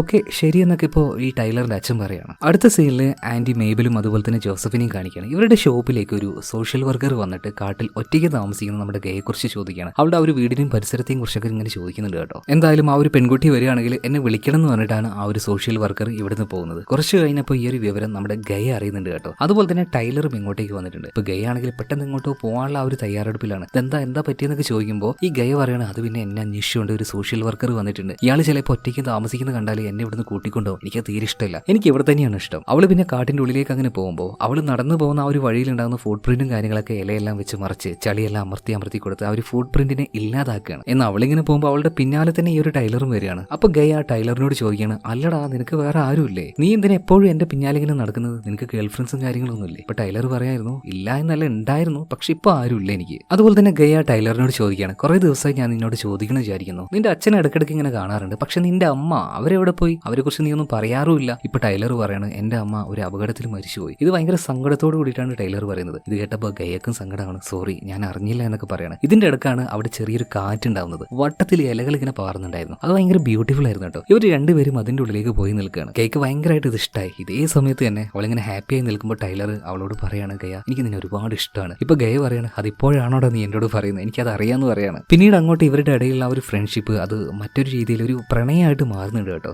പതിയെ അവർ ഇടയ്ക്കിടയ്ക്ക് മീറ്റ് ചെയ്യും. രണ്ടുപേരും ഒരുപാട് സന്തോഷത്തിലായിരുന്നു. ഒരു ദിവസം ഗയയുടെ ബർത്ത്ഡേ ആയിരുന്നു, അവൾക്ക് അന്നൊരു കേക്ക് കൊടുക്കാനായിട്ട് ടൈലർ വരുന്നുണ്ട്. പിന്നീട് ആ ഒരു കേക്ക് മുറിയും ഇതെല്ലാം കഴിഞ്ഞപ്പോൾ അവരൊന്ന് റൊമാൻറ്റിക് ആവാൻ നോക്കുന്നുണ്ട്, ഒരു കിസ് എല്ലാം കൊടുക്കുന്നുണ്ട്. പക്ഷെ പെട്ടെന്ന് ടൈലർ ഗയയുടെ അടുത്ത് നിന്ന് മാറുകയാണ്. അവനായിട്ട് തന്നെ ഒരു കാര്യം പറയാണ് ഗയ ഞാൻ ഈ ചെയ്യുന്നത് ശരിയാണെന്ന് എനിക്ക് തോന്നുന്നില്ല, ഉറപ്പാണ് ഞാൻ നിന്നെ ഒരു ദിവസം വിവാഹം കഴിക്കും, പക്ഷേ വിവാഹത്തിന് മുന്നേ ഞാൻ ഇങ്ങനെയൊന്നും ചെയ്യാൻ പാടില്ല. അതെനിക്കല്ല പ്രശ്നം, ഭാവിയിൽ ഗയ അത് നിനക്ക് തന്നെയായിരിക്കും പ്രശ്നം. അതുകൊണ്ട് കല്യാണത്തിന് ശേഷം മാത്രം ഇങ്ങനെയുള്ള കാര്യങ്ങൾ മതി എന്ന് പറഞ്ഞിട്ട് ടൈലർ തന്നെ അതിൽ നിന്നും പിന്തിരിയാണ്. ഇത് കണ്ടപ്പോൾ നമ്മുടെ ഗയക്ക് ഒന്നുകൂടെ അവനോടുള്ള ആ ഒരു വിശ്വാസവും ഇഷ്ടമൊക്കെ കൂടുകയാണ്. ഗയക്കാണെങ്കിൽ ഇപ്പൊ ടൈലർ ഇല്ലാതെ പറ്റില്ല എന്ന അവസ്ഥയിലായിട്ടുണ്ട് കേട്ടോ. ഈ സമയത്താണ് നമ്മുടെ ടൈലറിന് ഒരു ഓഫർ വരുന്നത്. പുറംനാട്ടിലെ ഒരു നല്ല കോളേജിൽ ഒരു അഡ്മിഷൻ കിട്ടിയിരിക്കുകയാണ്. ഭയങ്കര സന്തോഷത്തിൽ ടൈലർ അവന്റെ അച്ഛനോട് ഈ ഒരു കാര്യം പറയുന്നുണ്ട്. സോ ഈ ഒരു കാര്യം പറയാനായിട്ട് നമ്മുടെ ഗയയുടെ അടുത്തേക്കും അവൻ വരുന്നുണ്ട്. ഈ സമയത്ത് ഗയ ആണെങ്കിൽ അവൾക്ക് ഇപ്പൊ എഴുതാനും അറിയാം, വായിക്കാനും അറിയാം, നന്നായിട്ട് ചിത്രം വരയ്ക്കാനും അറിയാം. കാടുമായി ബന്ധപ്പെട്ട ഒരുപാട് ചെറിയ ചെറിയ ജീവികൾ ഉണ്ടായിരുന്നു, ആരും കാണാത്ത ജീവികളെ. ഇത് നന്നായിട്ട് വരച്ച് അവയെക്കുറിച്ച് വ്യക്തമായിട്ട് അവൾ എഴുതി വെക്കുന്നുണ്ടായിരുന്നു. അതെല്ലാം ഇപ്പൊ നമ്മുടെ ടൈലറിനെ കാണിച്ചു കൊടുക്കുന്നുണ്ട്. ഇപ്പൊ ഗയ നീ എന്തെങ്കിലും ഒന്നും മിണ്ടാതെ സാഡ് ആയിട്ട് ഇരിക്കുന്നതെന്ന് ചോദിച്ചപ്പോൾ ടൈലർ കാര്യങ്ങൾ പറയാണ്. ഇത് കേട്ടപ്പോൾ നമ്മുടെ ഗയക്ക് ഒട്ടും അക്സെപ്റ്റ് ചെയ്യാൻ പറ്റിയില്ല. അവൾ അവിടെ നിന്ന് ഒന്നും മിണ്ടാതെ എഴുന്നേറ്റ് ഓടുകയാണ് കേട്ടോ. ടൈലർ ഒരുപാട് വിളിച്ചു, പക്ഷെ അവൾ തിരിഞ്ഞു നോക്കിയില്ല. രാത്രി ആയപ്പോൾ ടൈലർ ഇപ്പോൾ അവളെ കാണാൻ വേണ്ടിയിട്ട് വരികയാണ്. എനിക്ക് കിട്ടിയ നല്ലൊരു അവസരമാണ്, ഇതങ്ങനെ കളയാൻ കഴിയില്ല, പക്ഷേ നിന്നെ ഞാൻ ഉപേക്ഷിക്കാനും പോകുന്നില്ല. ആ ഒരു സമയത്ത് അവർ രണ്ടുപേരും അങ്ങോട്ടും ഇങ്ങോട്ടും ചെറിയൊരു റിലേഷനും കാര്യങ്ങളൊക്കെ ഉണ്ടാവുന്നുണ്ട്. പിറ്റേ ദിവസം നമ്മുടെ ടൈലർ ഗൈഡ് അടുത്തേക്ക് വന്നിട്ട് ഒരു കാര്യം പറയണം, ഞാൻ ഇവിടെ നിന്ന് പോവുകയാണ്, പക്ഷെ നീ വിഷമിക്കേണ്ട, ഞാൻ ഉറപ്പായിട്ടും തിരിച്ചു വരും. മാത്രമല്ല അവന്റെ കയ്യിൽ ഒരു പേപ്പറിന്റെ ലിസ്റ്റ് ഉണ്ടായിരുന്നു. ഇതൊക്കെ ഓരോ ബുക്ക് പബ്ലിഷേഴ്സ് ആണ്. ഈ ഒരു പബ്ലിഷേഴ്സിന്റെ ആ ഒരു അഡ്രസ്സിലേക്ക് നീ ഉണ്ടാക്കിയ ആ ഒരു പുസ്തകം ഉണ്ടല്ലോ, അത് നീ അയച്ചു കൊടുക്കണം. നിനക്ക് എന്തെങ്കിലുമൊക്കെ കാശ് അവരുടെ ഭാഗത്ത് നിന്ന് കിട്ടാതിരിക്കില്ല. അതുപോലെ തന്നെ വരാനിരിക്കുന്ന ആ ഒരു ഇൻഡിപെൻഡൻസ് ഡേ, ആ ഒരു ദിവസം നീ കാത്തിരിക്കുക. ബീച്ച് സൈഡിലേക്ക് ഞാൻ വരും, നമുക്ക് അന്ന് കാണാന്ന് പറഞ്ഞിട്ട് ഇപ്പൊ ടൈലർ ഇവിടുന്ന് പോവാണ്. പിന്നീടുള്ള ഓരോ ദിവസവും നമ്മുടെ ഗയ ഭയങ്കരമായിട്ട് നിരാശയിലായിരുന്നു, ഒറ്റയ്ക്കായതുപോലെ. പക്ഷെ ഓരോ ദിവസവും അവൾ എണ്ണി കാത്തിരിക്കുകയാണ് ഇൻഡിപെൻഡൻസ് ഡേ ആ ഒരു ദിവസം ആകാനായിട്ട്. അങ്ങനെ ആ ഒരു ദിവസം വന്നിരിക്കുകയാണ്. സന്തോഷം എന്ന് പറഞ്ഞാൽ ഗയക്ക് അത്രയും സന്തോഷമാണ്. നല്ല വസ്ത്രമെല്ലാം ധരിച്ച് അവന് കൊടുക്കാനായിട്ട് ചില സാധനങ്ങളൊക്കെ തയ്യാറാക്കി. പിന്നെ അവൾ വരച്ച് പൂർത്തിയാക്കി ആ ഒരു ഡ്രോയിങ് ബുക്കും കയ്യിലുണ്ടായിരുന്നു കേട്ടോ. നേരെ ബീച്ചിലേക്ക് പോവാണ്. ഇന്ന് ഇൻഡിപെൻഡൻസ് ഡേ ആണ്. അതിന്റെ ആഘോഷവും കാര്യങ്ങളൊക്കെ ദൂരെ നിന്നുകൊണ്ട് അവൾ കാണുന്നുണ്ട്. പക്ഷെ സമയം ഇങ്ങനെ മുന്നോട്ടേക്ക് പോവാന്നല്ലാതെ നമ്മുടെ ടൈലർ വരുന്നില്ല. അങ്ങനെ രാത്രിയായി. അങ്ങനെ വെയിറ്റ് ചെയ്ത് അവൾ ഉറങ്ങിപ്പോവാണ്. പിറ്റേ ദിവസം രാവിലെ ആയപ്പോഴാണ് അവൾ എഴുന്നേൽക്കുന്നത്. അവൾക്ക് മനസ്സിലായി ടൈലർ വരാൻ പോകുന്നില്ല. അവൾ ചതിക്കപ്പെട്ടു. വിഷമം കൊണ്ട് അവൾ ഒരുപാട് നേരം ഇരുന്ന് കരയാണ്. കരഞ്ഞ് തളർന്ന് അവൾ നേരെ വീട്ടിലേക്ക് വരുന്നുണ്ട്. അവനോടുള്ള ആ ഒരു ദേഷ്യം കാരണം അവൾ വരച്ചുണ്ടാക്കിയ ആ ഒരു പുസ്തകം മുഴുവൻ തീയിലിട്ട് കത്തിച്ച് കളയാണ്. ഫ്ലാഷ് ബാക്ക് കഴിഞ്ഞു. വീണ്ടും ആ ഒരു കോർട്ട് റൂമിൽ തന്നെ കാണിക്കുകയാണ്. അതായത് പ്രതിഭാഗം വക്കീൽ ഇപ്പൊ പോലീസുകാരനോട് ഈ കേസിനെ കുറിച്ച് ചോദിക്കുമ്പോൾ പോലീസുകാരൻ പറയാണ്, അതായത് ആ ഒരു സംഭവ സ്ഥലത്ത് ഒരു ഫുട് പ്രിന്റോ ഒരു ഫിംഗർ പ്രിന്റോ രണ്ടും ഞങ്ങൾക്ക് കണ്ടെത്താൻ കഴിഞ്ഞില്ല. മനഃപൂർവ്വം ഇത് ആരോ മായ്ച്ചതുപോലെയാണ് ഞങ്ങൾക്ക് തോന്നുന്നത്. അതിനർത്ഥം ഇതൊരു കൊലപാതകം തന്നെയാണ്, ഇതൊരു അപകടമല്ല. എന്നാൽ ഇതിന് നേരെ ഓപ്പോസിറ്റ് ആയിരുന്നു നമ്മുടെ ഗയയുടെ വക്കീലായിട്ട് ടോമിന് പറയാനുണ്ടായിരുന്നത്. അതായത് അന്നേ ദിവസം രാത്രി ഒരു 12 to 2 മണിയുടെ ഇടയിലാണ് ഇതുപോലെ ഈ കൊലപാതകം നടക്കാനുള്ള സാധ്യത. പക്ഷെ അന്ന് രാത്രി നല്ല രീതിയിൽ വേലിയേറ്റം ഉണ്ടായിരുന്നു. കടലിലെ വെള്ളമൊക്കെ അത്യാവശ്യം ഇങ്ങോട്ടേക്ക് നല്ല രീതിയിൽ കയറി വന്നിട്ടുണ്ട്. അതുകൊണ്ട് ആ ഒരു വെള്ളം കാരണം ഫുട് പ്രിന്റും കാര്യങ്ങളൊക്കെ മാഞ്ഞു പോയിട്ടുണ്ടാവും. അതൊരു സാധ്യതയാണ്. മാത്രമല്ല ഈ ഒരു ടവറിന്റെ മുകളിലേക്ക് പല ആൾക്കാരും ഇതുപോലെ അനുവാദം ഇല്ലാതെ കയറാറുമുണ്ട്, അപകടങ്ങൾ സംഭവിക്കാറുണ്ട്. ഒരുപാട് കേസുകൾ ഇങ്ങനെ റിപ്പോർട്ട് ചെയ്തിട്ടുണ്ട്. നിങ്ങൾക്ക് വേണമെങ്കിൽ അത് പരിശോധിക്കാം. ഇത് ആദ്യത്തെ സംഭവമൊന്നുമല്ല. അടുത്ത സീനിൽ വീണ്ടും നമ്മളെ ഫ്ലാഷ് ബാക്കിലേക്ക് കൊണ്ടുപോവാണ്. അതായത് ഗയ ഇപ്പോൾ ഒറ്റയ്ക്കാണല്ലോ. അതായത് ടൈലർ വരാന്ന് പറഞ്ഞു, പക്ഷെ അവൻ വന്നില്ല. അവളിങ്ങനെ ആ ഒരു സങ്കടത്തിൽ ബീച്ചിലേക്ക് ഇടക്കിടക്ക് പോയിരിക്കും. ഓരോ ചിത്രങ്ങളൊക്കെ അങ്ങനെ വരച്ചുകൊണ്ടിരിക്കും. ഈ സമയത്താണ് ആ ഒരു ബീച്ചിൽ വെച്ച് അവൾ ആദ്യമായിട്ട് മരണപ്പെട്ടു പോയ ആ ഒരു ഡിക്സൺ എന്ന് പറഞ്ഞ പയ്യനുണ്ടല്ലോ അവനെ കാണുന്നത്. അവളൊരു കാര്യം ശ്രദ്ധിച്ചിട്ടുണ്ടായിരുന്നു, ഈ ഒരു ഡിക്സൺ എന്ന് പറഞ്ഞ പയ്യൻ അവൾ ഇടക്കിടക്ക് നോക്കുന്നതായിട്ട്. എന്തായാലും അവൾ വലിയ രീതിയിലൊന്നും മൈൻഡ് ചെയ്തില്ല. ഗയ നേരെ അവളുടെ വീട്ടിലേക്ക് പോകാൻ സമയത്ത് അവളുടെ വീടിന്റെ പരിസരത്തായിട്ട് ആരൊക്കെ ചിലർ നിൽക്കുന്നുണ്ട്. മാത്രമല്ല ആ ഒരു വീടും പരിസരമൊക്കെ ഇവർ ഫോട്ടോ എടുക്കുന്നുണ്ട്. പെട്ടെന്ന് തന്നെ പേടിച്ചു പോയ ഗയ ആന്റിയുടെ അടുത്തേക്ക് ഓടിച്ചില്ലാണ്. അതായത് മേബിൾ, ജോസഫ് രണ്ടുപേരോടും ഇങ്ങനെയൊക്കെ സംഭവിച്ചു എന്ന് പറയുമ്പോൾ ഈ ഒരു ജോസഫ് ഒരു കാര്യം പറയണം, മോളെ നീ നന്നായിട്ട് സൂക്ഷിക്കണം. കാരണം ഇതുപോലെ വലിയ അവകാശികളൊന്നും ഇല്ലാതെ കിടക്കുന്ന സ്ഥലവും വീടും ഇതിനെ ടാർഗറ്റ് ചെയ്തുകൊണ്ട് വർക്ക് ചെയ്യുന്ന ഒരു കൂട്ടം റിയൽ എസ്റ്റേറ്റ് മാഫിയ ഉണ്ട്. അവരുടെ കയ്യിൽ ഇതുപോലുള്ള സ്ഥലങ്ങൾ പെട്ടാൽ അത് അവർ കൈക്കലാക്കും. മോളൊരു കാര്യം ഉറപ്പിക്കണം, ആ ഒരു സ്ഥലവും വീടും കാര്യങ്ങളൊക്കെ മോളുടെ പേരിൽ തന്നെയല്ലേ. ഇതിനെക്കുറിച്ച് എനിക്ക് വലിയ ധാരണയില്ലാന്ന് ഗയ പറയാണ്. എന്തായാലും ഞാൻ ഒന്ന് ചെക്ക് ചെയ്യട്ടെ എന്ന് പറഞ്ഞിട്ട് ഗയ പുറത്തേക്ക് ഇറങ്ങിയപ്പോൾ അവൾ ബീച്ചിൽ വെച്ച് കണ്ട ആ ഒരു പയ്യനുണ്ടല്ലോ മരണപ്പെട്ടു പോയ ആ ഒരു ഡിക്സൺ, അത് ഫ്ലാഷ് ബാക്ക് ആണ്. അപ്പൊ ആ ഒരു ഡിക്സനെ കാണുകയാണ്. ഡിക്സൺ ഇപ്പൊ ഗയയുടെ അടുത്തേക്ക് വരുന്നുണ്ട്. അവർ തമ്മിൽ ഇപ്പൊ സംസാരിക്കുകയാണ്, കൂട്ടുകാരാവുന്നുണ്ട്. ഇപ്പൊ അതിന്റെ അടുത്ത് അവൻ ചോദിക്കുന്നുണ്ട്, ഞങ്ങളൊരു ചെറിയ ട്രിപ്പ് പോകുന്നുണ്ട്, ഇവിടെ തന്നെയാണ്, ലോക്കലായിട്ട് ഒരു ട്രിപ്പാണ്, നീ വരുന്നുണ്ടോ? എന്തായാലും ആലോചിച്ചിട്ട് പറഞ്ഞാൽ മതി എന്ന് പറയാണ്. ഇപ്പൊ എന്തായാലും ഗയ തലയാട്ടാണ്. ഇതിനുശേഷം അവൾ നേരെ ചെല്ലുന്നത് ഒരു വക്കീലിന്റെ അടുത്തേക്കാണ്. മൂപ്പരോട് ഈ സ്ഥലത്തിനെ കുറിച്ചുള്ള ഓരോ കാര്യങ്ങൾ ചോദിക്കുമ്പോൾ ഇയാൾ രേഖകൾ പരിശോധിച്ച് നോക്കുമ്പോൾ അത് ഗയയുടെ പേരിലല്ല, അവളുടെ അപ്പൂപ്പന്റെ പേരിലാണ് ആ ഒരു സ്ഥലവും വീടും ഉള്ളത്. അതുകൊണ്ട് ഇത് മിക്കവാറും ഗയയുടെ പേരിലേക്ക് തന്നെയാണ് വരിക. പക്ഷെ വേറൊരു പ്രശ്നമുണ്ട്, കുറേയധികം വർഷങ്ങളായിട്ട് ഈ സ്ഥലത്തിന്റെയും വീടിന്റെയും പേരിൽ ടാക്സ് അടച്ചിട്ടില്ല. അപ്പൊ ആരാണോ പോയിട്ട് ഇതിന്റെ പേരിൽ ടാക്സ് അടക്കുന്നത് അവരുടെ പേരിൽ ഈ ഒരു വീടും സ്ഥലവും വരാനുള്ള എല്ലാ സാധ്യതയുണ്ട്. അപ്പോൾ ആ ഒരു ടാക്സ് ഞാൻ തന്നെ അടച്ചോളാന്ന് ഗയ പറയാണ്. എത്രയാണ് ആ ഒരു തുക എന്ന് ചോദിക്കുമ്പോൾ $800 വരുന്നുണ്ട്. അത് വലിയൊരു തുകയായിരുന്നു. നമ്മുടെ ഗയക്ക് അത്രയും വലിയ തുക ഒന്നും ഉണ്ടാക്കാൻ കഴിയില്ല. ആ സമയത്താണ് അവൾക്കൊരു ഐഡിയ തോന്നുന്നത്. അതായത് ടൈലർ ഇവിടുന്ന് പോകുന്നതിന് മുന്നേ കുറേയധികം പബ്ലിഷേഴ്സിന്റെ നമ്പറും ഡീറ്റെയിൽസും കാര്യങ്ങളൊക്കെ അവൾക്ക് കൊടുത്തിട്ടുണ്ടായിരുന്നു. അവൾ എന്തായി, അവൾ കാട്ടിൽ വെച്ച് വരച്ചുണ്ടാക്കിയ ആ ഒരു ചിത്രവും കാര്യങ്ങളൊക്കെ ഉണ്ടല്ലോ അതിലൊന്നുകൂടെ റീവർക്ക് ചെയ്തിട്ട് ഓരോ പബ്ലിഷേഴ്സിനും ഇത് അയച്ചു കൊടുക്കുന്നുണ്ട്. ഇനിയിപ്പോ അവരുടെ മറുപടിക്കായിട്ട് നമ്മുടെ ഈ ഒരു ഗയ കാത്തിരിക്കണം. അതുപോലെ തന്നെ ഗയയും നമ്മുടെ ഈ ഒരു ഡിക്സണുമായിട്ടുള്ള ഒരു ഫ്രണ്ട്ഷിപ്പ് ഫ്രണ്ട്ഷിപ്പ് ഇപ്പൊ കൂടി വന്നിട്ടുണ്ട്. രണ്ടുപേരും ബീച്ചിലേക്ക് പോയിരുന്ന അങ്ങനെ ഒരുപാട് കാര്യങ്ങൾ സംസാരിക്കുന്നതിന്റെ ഇടയിൽ വളരെയധികം യാദൃശികമായിട്ട് അവളിങ്ങനെ ആ ഒരു മണലിലൂടെ കൈ ഓടിക്കുമ്പോൾ വളരെയധികം റയർ ആയിട്ടുള്ള ഒരു ചിപ്പിയുടെ കഷ്ണം അവൾക്ക് കിട്ടുകയാണ്. ഭയങ്കര ബ്യൂട്ടിഫുൾ ആയിരുന്നു. ഇതങ്ങനെ ആർക്കും കിട്ടാത്തതാണ്, റയറാണ്. അതിനെക്കുറിച്ചെല്ലാം ഈ ഒരു ഡിക്സനോട് പറയുന്ന സമയത്ത് അവൻ അറിയാതെ ഗയെ ഒന്ന് ചുംബിക്കാൻ വേണ്ടി ശ്രമിക്കുന്നുണ്ട്. ഇത് ഗയക്ക് ഇഷ്ടമായില്ല. അവനെ തള്ളി മാറ്റാണ്. ഓഹോ, അപ്പൊ എല്ലാ ചെറുക്കന്മാരും ഇതുപോലൊക്കെ തന്നെയാണല്ലേ? ഒരുത്തനെ വിശ്വസിക്കാൻ പറ്റില്ല, എല്ലാം നാറികളാണ്. ഇപ്പൊ നമ്മുടെ ഡിക്സന് എന്തോ പോലായി. ഗയ, ഞാൻ അങ്ങനെ ഉദ്ദേശിച്ചിട്ടല്ല, ഞാനൊരു ഓളത്തിൽ അറിയാതെ ചെയ്തു പോയതാണ്, എന്നോട് ക്ഷമിക്കണം, ഞാൻ തന്നെ ശ്രദ്ധിക്കേണ്ടതായിരുന്നു, സോറി എന്ന് പറഞ്ഞിട്ട് ഗയയുടെ പിന്നാലെ ചെല്ലുകയാണ്. മാത്രമല്ല അവളുടെ പിണക്കം മാറ്റാനായിട്ട് ആ ഒരു ടവർ ഉണ്ടല്ലോ അതിന്റെ മുകളിലേക്ക് ഗയെ കൊണ്ടുപോകുന്നത് തന്നെ ഈ ഒരു ഡിക്സൺ ആണ്. ആ ഒരു ടവറിന്റെ മുകളിലേക്ക് കയറി സത്യം പറഞ്ഞാൽ ടോപ്പിലെത്തി നിന്ന് അതിന്റെ ആ ഒരു ചുറ്റുമുള്ള കാഴ്ചകൾ നോക്കുമ്പോൾ വളരെയധികം മനോഹരമായിരുന്നു. മാത്രമല്ല ഡിക്സൺ ഇപ്പൊ ഗയോട് ചോദിക്കുകയാണ്, ഞാൻ നിന്റെ വീട്ടിലേക്ക് വന്നോട്ടെ എന്ന്. അങ്ങനെ രണ്ടുപേരും ഗയയുടെ വീട്ടിലേക്ക് ചെല്ലുകയാണ്. അവിടെ വെച്ച് ഡിക്സൺ ഒരു കാര്യം പറയുന്നുണ്ട്, എന്നോട് ക്ഷമിക്കണം, ബാക്കിയുള്ള പയ്യന്മാരെ പോലെ അല്ല ഞാൻ നിന്നെ ആദ്യം കണ്ടപ്പോൾ തന്നെ എനിക്ക് നിന്നോട് ഭയങ്കര ഇഷ്ടമായിരുന്നു. ഒറ്റയടിക്ക് എനിക്കത് തുറന്നു പറയാനുള്ള മടി കൊണ്ടാണ് പയ്യെ ഞാൻ നിന്നോട് അടുത്തത്. അതാണ് ഞാൻ ചുംബിക്കാനും വന്നത്. എൻ്റേത് യഥാർത്ഥത്തിലുള്ള ശരിക്കുള്ള പ്രണയമാണ്, നീ വേറെ രീതിയിൽ തെറ്റിദ്ധരിക്കേണ്ടതെന്നൊക്കെ പറയാണ്. പിന്നെ അവരുടെ ആ ഒരു റിലേഷൻ കുറച്ചുകൂടി നടക്കുന്നുണ്ട് കേട്ടോ. മാത്രമല്ല ഇപ്പൊ ഞാനൊന്ന് കിസ് ചെയ്തോട്ടെ എന്ന് ഗയോട് ചോദിക്കുമ്പോൾ ഗയ സമ്മതിക്കുകയാണ്. ഇവൾ സീൻകട്ടായി വീണ്ടും കോർട്ട് റൂമിൽ തന്നെ കാണിക്കുകയാണ്. അതായത് ഈ ടോം, അതായത് നമ്മുടെ ഗയയുടെ വക്കീൽ പറയാണ്, ഈ ഗയ അതുപോലെ തന്നെ മരിച്ചുപോയ ഡിക്സൺ ഇവർ രണ്ടുപേരും തമ്മിൽ പ്രണയത്തിലായിരുന്നു. അതുകൊണ്ട് തന്നെ നിങ്ങൾ ഈ പറയുന്ന ആ ഒരു നൂലിന്റെ കാര്യം അതൊന്നും ഒരു എവിഡൻസ് ആയിട്ട് എടുക്കാൻ കഴിയില്ല. കാരണം ഇവർ രണ്ടുപേരും പ്രണയത്തിലായിരുന്നു, ഒരുപാട് നാൾ ഒരുമിച്ചായിരുന്നു. അപ്പോൾ ഒരുമിച്ചായിരിക്കുന്ന സമയത്ത് ആ ഒരു നൂല് അവന്റെ ദേഹത്ത് എപ്പോൾ വേണമെങ്കിലും ആവാലോ. അതുകൊണ്ട് ഇതൊരു സോളിഡ് എവിഡൻസ് ആയിട്ട് എടുക്കാൻ പറ്റില്ല. വീണ്ടും ഫ്ലാഷ് ബാക്കിലേക്ക് നമ്മൾ കൊണ്ടുപോവാണ്. അതായത് ഗയയ്ക്ക് തീരത്ത് വെച്ച് ഒരു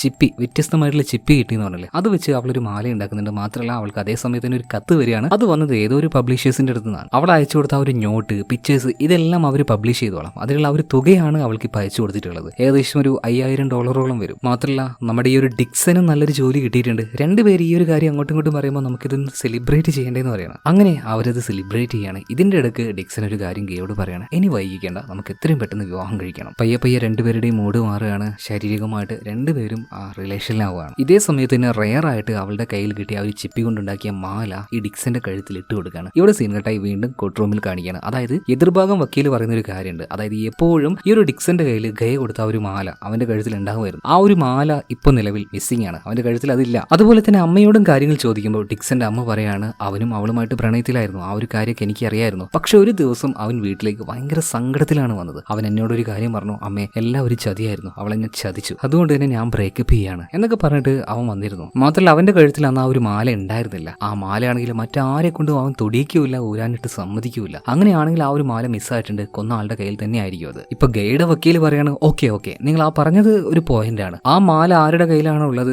അവർ കൊലപാതകയായിരിക്കാം. പക്ഷേ ഗയുടെ വീട് മുഴുവനായിട്ടും പോലീസുകാർ അരിച്ചു പെറുക്കി. പക്ഷെ ആ ഒരു മാല അവളുടെ വീട്ടിൽ ഉണ്ടായിരുന്നില്ല. ഇവിടെ സീൻ കട്ടായി വീണ്ടും ഫ്ലാഷ് ബാക്കിലേക്ക് കൊണ്ടുപോവാണ്. ഗയ അതുപോലെ തന്നെ ഡിക്സൺ രണ്ടുപേരും തമ്മിൽ ആ ഒരു റിലേഷൻ നല്ല രീതിയിൽ തന്നെ മുന്നോട്ടേക്ക് പോവാണ്. കുറച്ച് ദിവസം മുന്നോട്ടേക്ക് പോയി നമ്മുടെ ടൈലർ, അതായത് ഗയെ ആദ്യം പ്രണയിച്ച ആ പയ്യനുണ്ടല്ലോ, അവന്റെ ആ ഒരു പഠിത്തത്തിന്റെ ആ ഒരു ലീവെല്ലാം കിട്ടിയിട്ട് തിരിച്ചു വന്ന സമയത്ത് അവൻ കാണുന്ന കാഴ്ച ഇതാണ്. ഗയുടെ വീട്ടിൽ നിന്ന് പോകുന്ന ഡിക്സനെ കാണുകയാണ്. ഇവർ തമ്മിൽ റിലേഷനിലാണെന്ന് ടൈലർ മനസ്സിലായി. ടൈലർ ഇപ്പോൾ ഈ ഡിക്സന്റെ പിന്നാലെ പോയി നോക്കുമ്പോൾ ഡിക്സന്റെ കൂട്ടുകാരുമായിട്ട് ഇവൻ ഇതിനെക്കുറിച്ച് ഇങ്ങനെ സംസാരിക്കുകയാണ്. അതായത് ഗയെ വളരെ മോശമായിട്ട്, ഗയോടുള്ള ഒരു ആത്മാർത്ഥ പ്രണയത്തിലൊന്നും അല്ല ഡിക്സൺ അവളുമായിട്ട് അടുത്തത് കേട്ടോ. അവന്റെ ആവശ്യം അവളുടെ ശരീരം മാത്രമായിരുന്നു. ആ രീതിയിൽ ഡിക്സൺ ഇങ്ങനെ സംസാരിക്കുന്ന കേട്ടപ്പോൾ ടൈലറിന് ദേഷ്യം വന്നു. അവളെ കുറിച്ച് അങ്ങനെയൊന്നും പറയാൻ പാടില്ല എന്ന് പറഞ്ഞു. അത് പറയാൻ നീ ആരാടാണെന്ന് ഡിക്സൺ ചോദിക്കണം.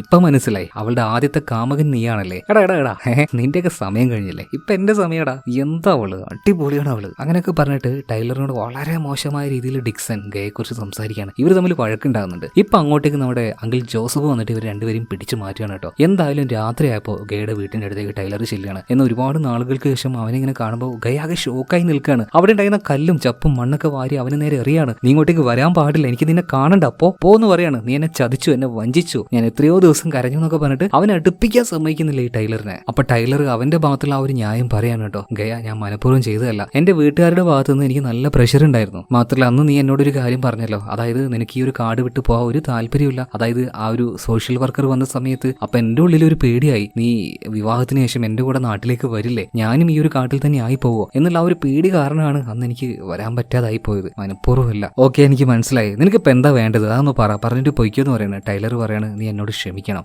അത് ഞാൻ നോക്കിക്കോളാം. പിന്നെ നിനക്ക് പൊയ്ക്കൂടെ എന്ന് ചോദിക്കുമ്പോൾ ടൈലർ മറ്റൊരു കാര്യം കൂടെ പറയാണ്, ഗയ, ഡിക്സനെ നീ വിശ്വസിക്കരുത്, അവനൊരു ചീത്ത പയ്യനാണ്. അപ്പൊ ഗയ പറയാണ്, ആ കാര്യത്തിൽ നീ ഇടപെടാൻ വരണ്ട, കാരണം എനിക്ക് അവൻ അത്രയും വിശ്വാസമാണ്, നീ ഇപ്പൊ ഇവിടുന്ന് പൊയ്ക്കോന്ന് പറഞ്ഞിട്ട് ഗയ ടൈലറിനെ ഒഴിവാക്കുകയാണ്. ടൈലർ അത് അർഹിക്കുന്നുണ്ട് കേട്ടോ, കാരണം അവന്റെ ഓരോ തോന്നൽ വെച്ച് അവളെ ഒറ്റയ്ക്കാക്കി പോയതല്ലേ. പിറ്റേ ദിവസം ഗയ ആ ഒരു ഗ്രാമത്തിലേക്ക് പോയിട്ട് ചില സാധനങ്ങളൊക്കെ മേടിച്ച് തിരിച്ചു വരുമ്പോൾ ഡിക്സനെ കാണുകയാണ്. അവനോട് സംസാരിച്ചുകൊണ്ടിരിക്കുമ്പോൾ പെട്ടെന്ന് ഒരു പെൺകുട്ടി വന്നിട്ട് ഈ ഡിക്സന്റെ കയ്യിൽ പിടിക്കുകയാണ്. മാത്രമല്ല ആ ഒരു പെൺകുട്ടി ഗയോട് സംസാരിക്കുകയാണ്. അതിന്റെ ഇടയിൽ ഈ പെൺകുട്ടി ഒരു കാര്യം ഇങ്ങനെ പറയുന്നുണ്ട്, എന്നെ വിവാഹം കഴിക്കാൻ പോകുന്ന ആളാണ്. ആ രീതിയിലൊക്കെ ഇത് കേട്ടപ്പോൾ നമ്മുടെ ഗയ ആകെ ഷോക്കായി പോയി. അവൾ പെട്ടെന്ന് തന്നെ ആ ഒരു കാട്ടിലേക്ക് പോവാണ്. എന്താ ചെയ്യേണ്ടതെന്ന് അവൾക്ക് തിരിയുന്നില്ല കേട്ടോ. അവളുടെ പിന്നാലെ തന്നെ ഇപ്പൊ ഡിക്സന് വരുന്നുണ്ട്. എന്ന് അവനെ കാണാതെ കാട്ടിന്റെ ഉള്ളിലേക്ക് പോയിട്ട് ആ ഒരു തീരത്തിന്റെ അടുത്തേക്ക് ഓടിപ്പോയി നിന്ന് അവളെ അലറി കരയാൻ വേണ്ടി തുടങ്ങാണ്. കാരണം ചെറുപ്പം മുതലേ ഏകാന്തമായിട്ട് ആദ്യം അമ്മ പോയി, സഹോദരങ്ങൾ പോയി, അവസാനം അച്ഛനും പോയി, പിന്നീട് ഒരു പ്രണയം ഉണ്ടായി, അതിലും ചതിക്കപ്പെട്ടു. അവസാനം ഇതൊരുത്തം വന്നത് ഡിക്സൺ. അതും ആത്മാർത്ഥാണെന്ന് കരുതി നോക്കുമ്പോൾ അവരും ചതിക്കുകയായിരുന്നു. അവൾ ആകെ തകർന്നിട്ടുണ്ട് കേട്ടോ. ആരോട് പറയാൻ, എന്ത് പറയാൻ. എന്തായാലും അങ്ങനെ ഇരിക്കെ ഗയക്ക്